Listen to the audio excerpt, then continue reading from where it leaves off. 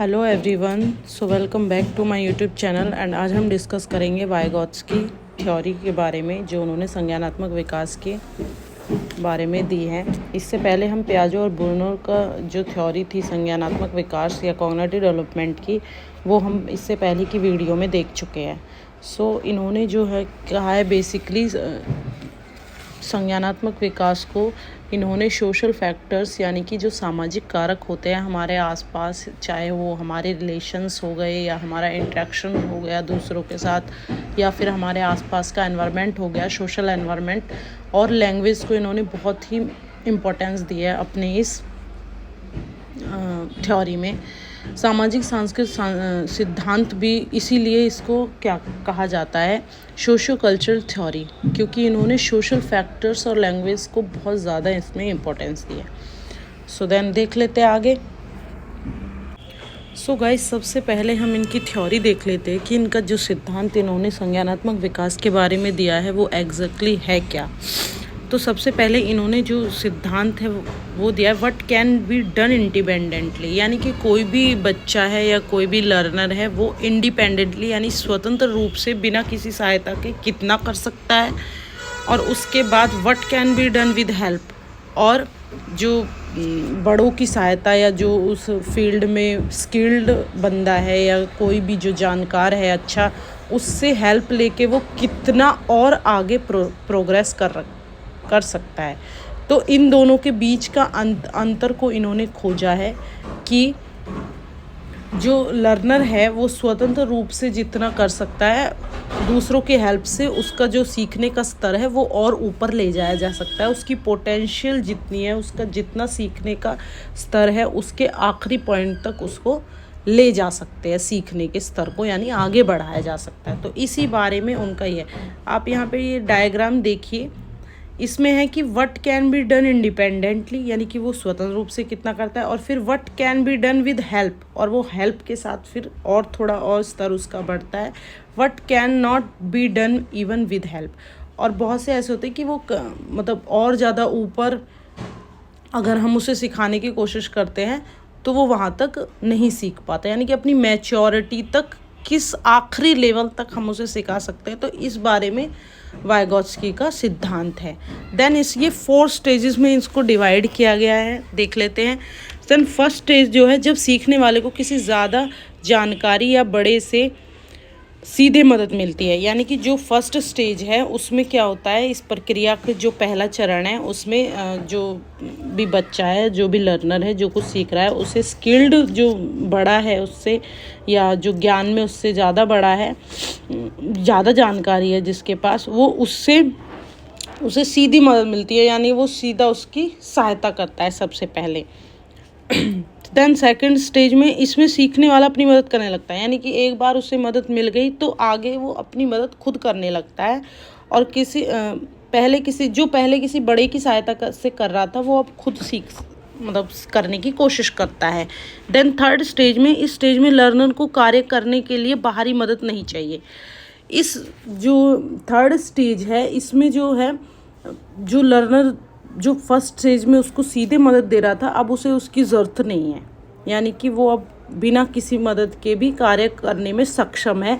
Second में वो कोशिश करता है, और थर्ड में वो थोड़ा अच्छा हो जाता है उस कार्य में। देन फोर्थ स्टेज आती है। फोर्थ स्टेज में जब बच्चा कार्य में महारत हासिल कर लेता है, यानी कि वो बिल्कुल स्किल्ड होता है, उसे किसी की भी ज़रूरत नहीं होती, बार बार अभ्यास या बार बार वो सिचुएशन अगर उसके जीवन में बार बार आ रही है और वो उसे सॉल्व कर रहा है, तो वो एक दिन तो वो स्किल्ड हो ही जाएगा फ्रेंड्स।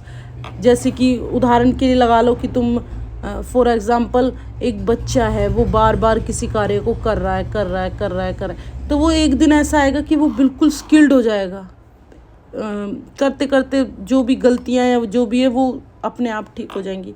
तो फोर्थ स्टेज जो वो है सबसे लास्ट वाली स्टेज है, कि इसमें जो है वो मास्टरी हासिल कर लेता है अपने कार्य में जो भी वो कर रहा है, और उस फील्ड में जितना भी संभव हो सकता है, जितना पॉसिबल है वो सीख लेता है हेल्प से, विद हेल्प। वो और क्या करता है उस फील्ड में, जब वो महारत हासिल कर लेता है तो उस फील्ड का जो भी उसने ज्ञान प्राप्त किया, जो भी नॉलेज उसके पास है, वो दूसरे क्षेत्रों भी खुल जाते हैं, यानी दूसरे फील्ड और दूसरे एरियाज़ में भी उनका वो इस्तेमाल करता है या यूजेस लेने लगता है। सो ये था उनका वाइगॉत्स्की की थ्योरी।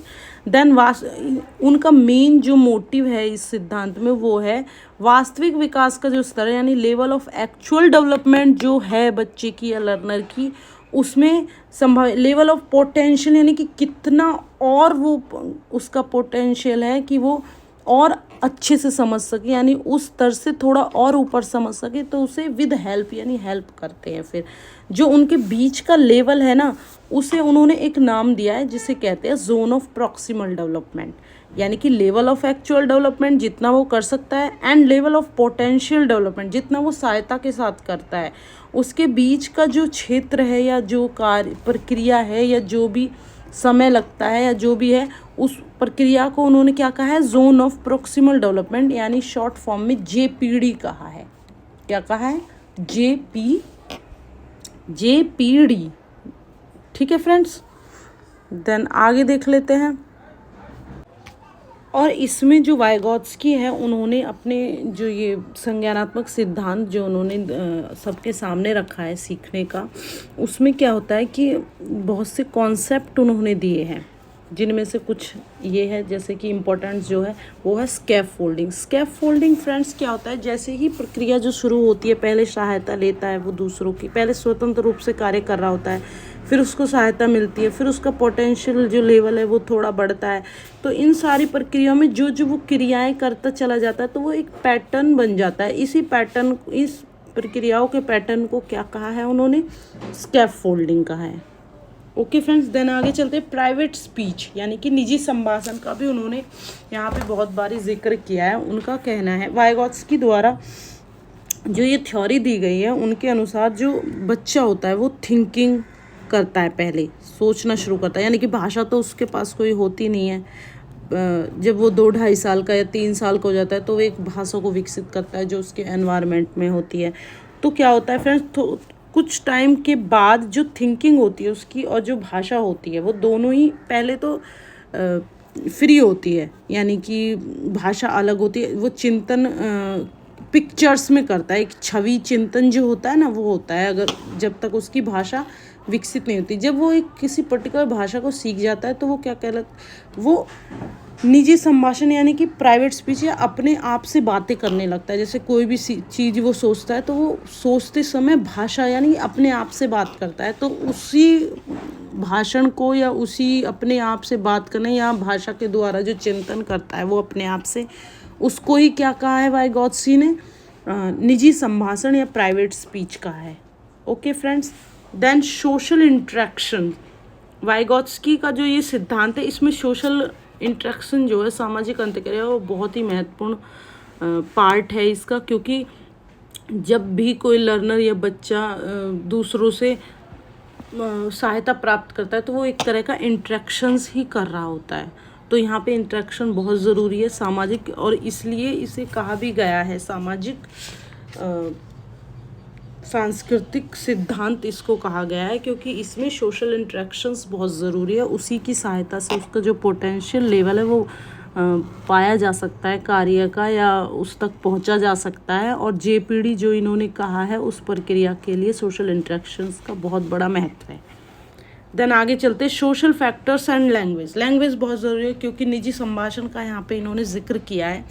सो इसके लिए उन्होंने लैंग्वेज और जो सामाजिक कारक है उनको बहुत महत्वपूर्ण बताया, क्योंकि बिना सामाजिक कारक के या बिना सोशल रिलेशंस के वो सहायता ही नहीं प्राप्त करेगा। भाषा बहुत ज़रूरी है, क्योंकि भाषा के माध्यम से इंटरेक्शन होगा, उसके अभाव में कुछ हो भी नहीं सकता, बातचीत नहीं हो सकती, कोई हेल्प नहीं हो सकती। तो ये सारी चीज़ें इन्होंने सोशल फैक्टर्स और भाषा को बहुत ही महत्वपूर्ण स्थान दिया है अपने इसमें। सो आगे चलते हैं फ्रेंड्स, ये कुछ संपत्ति है जो उन्होंने दिए हैं अपने इस थ्योरी में।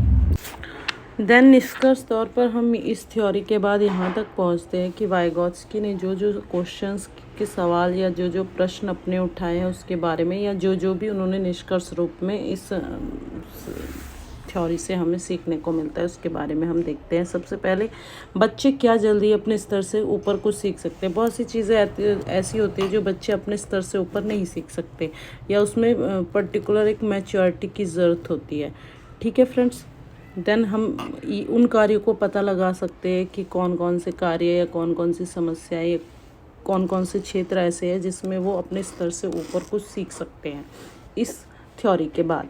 देन अगला है, इससे यह पता चलता है कि हम लोग जैविक परिपक्वता के अंदर किस क्षेत्र तक संज्ञानात्मक विकास को बढ़ा सकते हैं, यानी कि हम जो बायोलॉजिकल मैच्योरेशन है उसके अंदर हम किस हद तक बच्चे को जो संज्ञानात्मक विकास है या सोचने समझने की या उस मेंटली प्रोसेस करने की जो प्रक्रिया है उसको कहाँ तक हम बढ़ा सकते हैं या कहाँ तक उसका विकास कर सकते हैं, इसका हमें इस थ्योरी के बाद पता चलता है थ्योरी का इस्तेमाल करने से। देन लास्ट है, वयस्कों के साथ बच्चों की सोशल इंटरेक्शन किस तरह बच्चों को संज्ञानात्मक मजबूत होती है। इस जो सिद्धांत है हमें यह पता चलता है कि जो हमारे वयस्क है या जो बड़े हैं या जो स्किल्ड है किसी क्षेत्र में या जो जानकार है किसी अच्छे फील्ड में, वो किस तरह से बच्चों की सहायता कर उन्हें सोशल इंटरेक्शंस जो बातचीत करना या जो भी है उसके बाद किस हद तक या कैसे बच्चों के साथ वो मतलब बच्चों के संज्ञानात्मक विकास को वो बढ़ा सकते हैं, लर्नर के संज्ञानात्मक विकास के में वो वृद्धि कर सकते हैं।